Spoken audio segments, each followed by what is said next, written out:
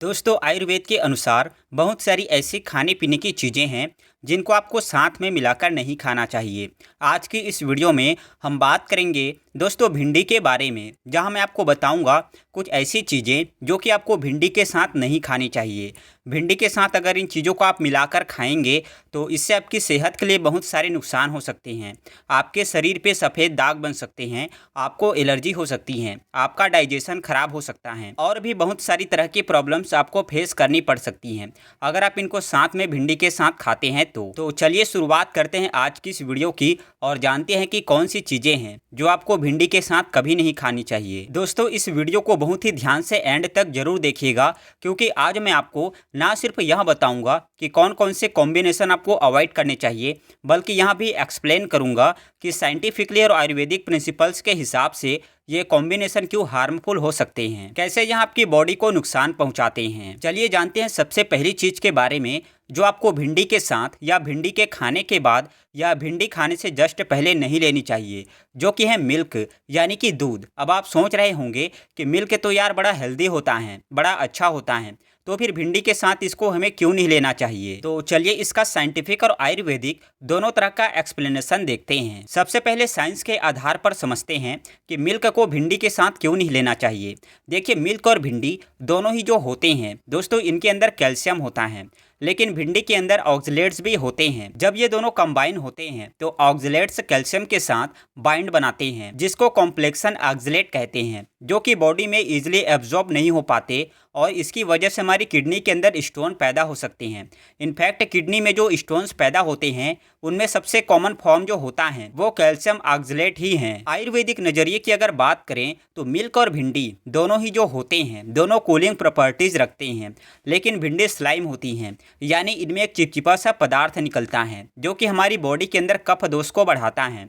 आयुर्वेद में दूध को भिंडी के साथ लेने को विरुद्ध आहार माना जाता है। तो अगर आप चाहते हैं कि आपका डाइजेस्टिव सिस्टम स्मूथली फंक्शन करता रहे, आपके अंदर किडनी स्टोन्स पैदा ना हो, तो मिल्क और भिंडी इन दोनों को ही साथ में कंज्यूम करना आपको अवॉइड करना चाहिए। दूसरी चीज़ है चाय। दोस्तों अक्सर लोगों को एक कॉमन आदत होती है खाना खाने के बाद चाय पीने की आदत। वैसे तो खाना खाने के बाद आपको चाहे आपने कुछ भी खाया हो तो चाय नहीं पीनी चाहिए, एक बुरी आदत है।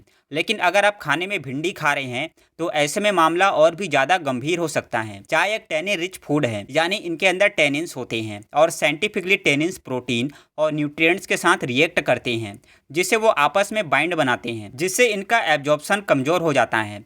जब आप भिंडी के साथ या इनके फ़ौरन बाद चाय पीते हैं तो यह टेनिन्स भिंडी में मौजूद प्रोटीन्स और दूसरे पोषक तत्वों को बाइंड कर सकता है और इससे भिंडी के अंदर मौजूद न्यूट्रिएंट्स का एब्जॉर्प्शन कम हो जाता है और आपको फुल न्यूट्रिशन नहीं मिल पाता है।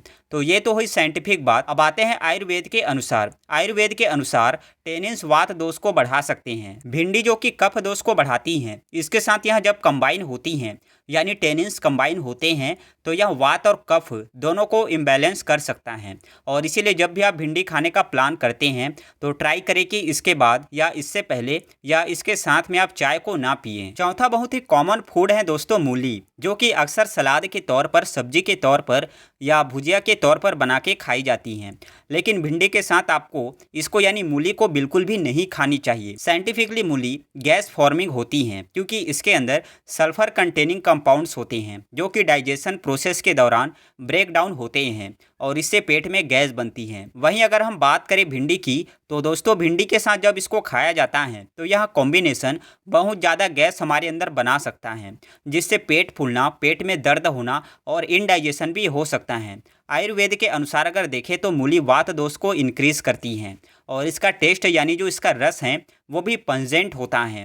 भिंडी के साथ जब यह कंबाइन होती हैं तो यह वात और कफ दोनों को डिस्टर्ब कर सकता है और इसीलिए इन्हें भी आपको एक साथ खाना अवॉइड करना चाहिए। पांचवी और आज की आखिरी चीज़ है दोस्तों करेला, जो कि अपने बिटर टेस्ट के लिए जाना जाता है, कड़वेपन के लिए जाना जाता है।